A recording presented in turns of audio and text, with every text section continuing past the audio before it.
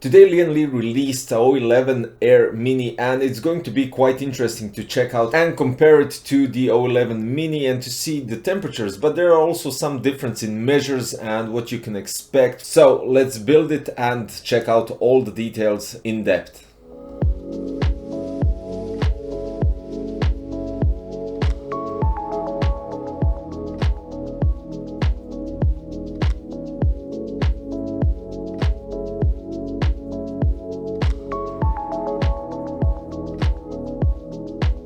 Now, the same as the standard Mini, you have a top part which is fine mesh without dust filter, so this kind of helps prevent dust from going through it and basically protects the case from basically the top fans or the radiator from dust. But the main thing that they changed is the front panel, which, as you can see, it's also fine meshed, so this is something different.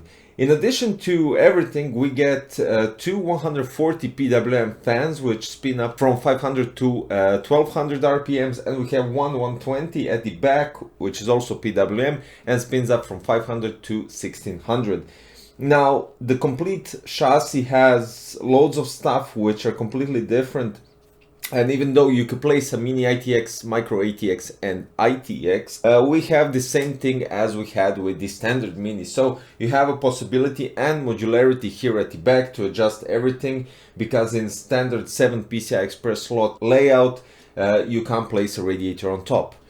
With the 5 slot layout, you can place a radiator on top, and unfortunately they removed the 360 radiator possibility. So at the top you can place 240, 280. At the front there's also a possibility, because you can attach the front radiator as well, and this gives you a cool option if you're going with a shorter card, for instance something different than I did, then it could be quite interesting as well.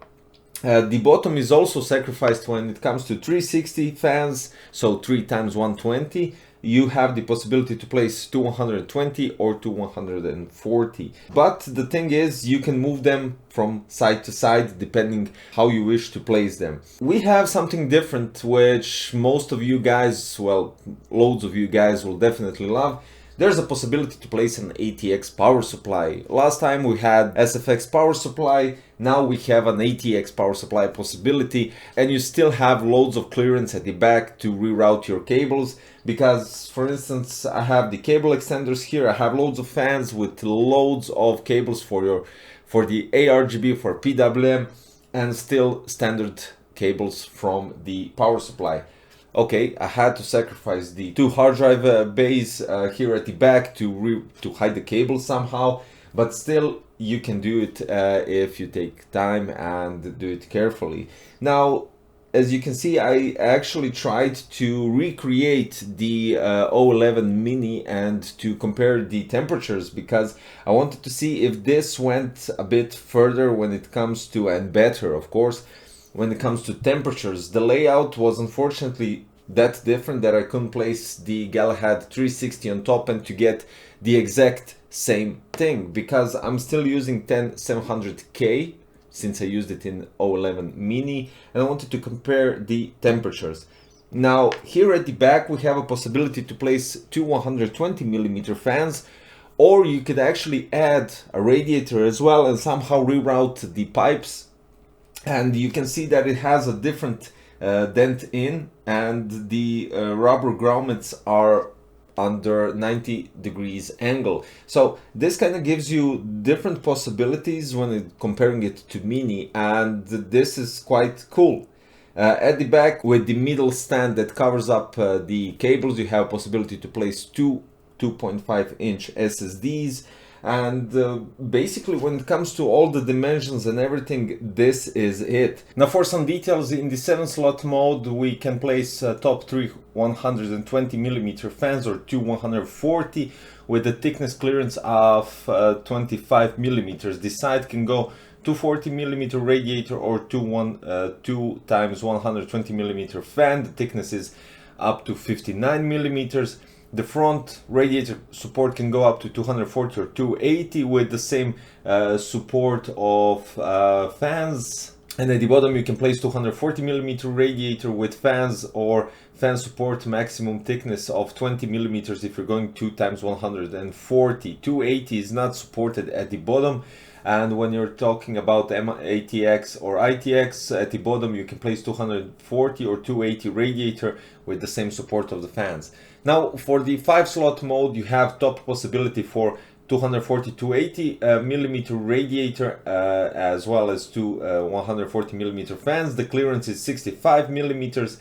You can also put the side radiator 240 up to 59 millimeters, and on front you can place 240 or 280 millimeter radiator.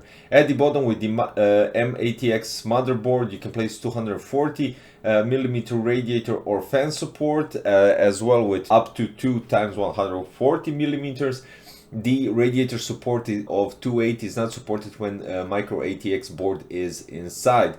If you use ITX motherboard, you can place radiator up to 240 or 280. We have the same dual chamber design, and also if you decide not to place the side fans, you can place 6 2.5 inch SSDs, or there's a possibility to place 2 2.5 inch SSDs and 4 3.5 inch hard drives, which is outstanding basically for storage. If you decide to place your GPU vertically in the 7-slot mode, you can place on top the same configuration of the fans as well as on the horizontal mode.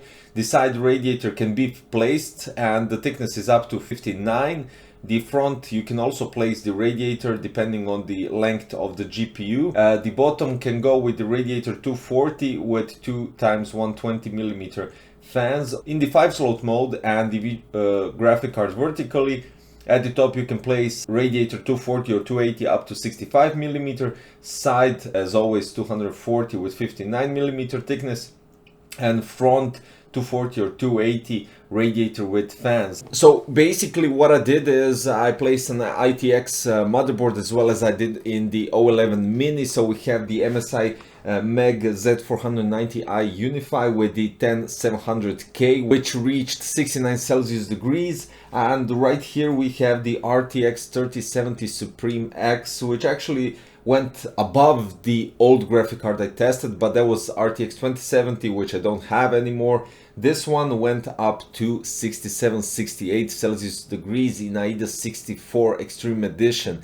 Now, taking into consideration that the 10700K was tested in O11 Mini with the 360 radiator, that it went around 60 Celsius degrees, and here we had 280 radiator cooling 10700K. In the same case, just because of the front airflow, which gives more air inside the case, you get almost the same temperature as in O11 Mini. So it's kind of cool because they lost the 360 radiator compatibility and they actually gained the same performance with the 280 millimeter radiator, which is kind of cool. I would say it's kind of cool. You lose something, but you also gain something.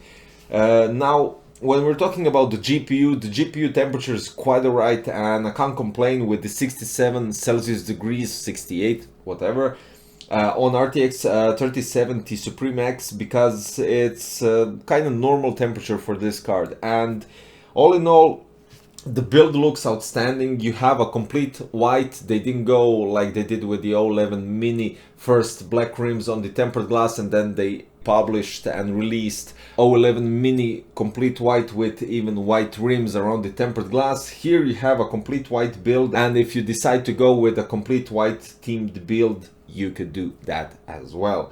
Even though you lose something, you did gain a lot. You gain an ATX power supply. You can place loads of storage at the back and reroute the cables. You lost 360 compatibility for the top when you place an ITX motherboard, but you gained the same performance on the 280mm radiator just because of the two 140mm fans at the front.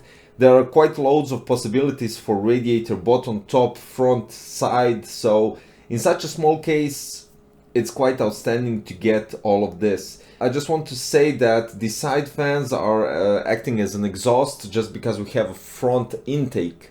So I switched them from the original plan that I did with the O11 Mini. I would say big thumbs up again for Lian Li, just because they, let's say, reinvented the O11 Mini and gave you guys a possibility for an ATX power supply, which I read on forums, Reddit, and everywhere, including my Instagram profile and my YouTube video, that basically they gave you what you guys wanted to have. And because of that, big thumbs up for Lian Li for listening to the community, which is always appreciated when a brand such as Lian Li listens to the customers and do what we want to see. So guys, yeah, quite an outstanding case. The case will be definitely released soon, so I'll update the link when that will be possible to pre-order the case. And don't forget to check my original review of O11 Mini case, so you can know all the dimensions of that case compared with this one and get more insight, basically what they did and how they managed to, let's say, change everything up inside. And finally, don't forget to subscribe to my YouTube channel, click the thumbs up for Lian Li because they did another incredible job, and click the notification bell for future content. Thank you for watching, and hopefully I will see you in another one. Bye bye.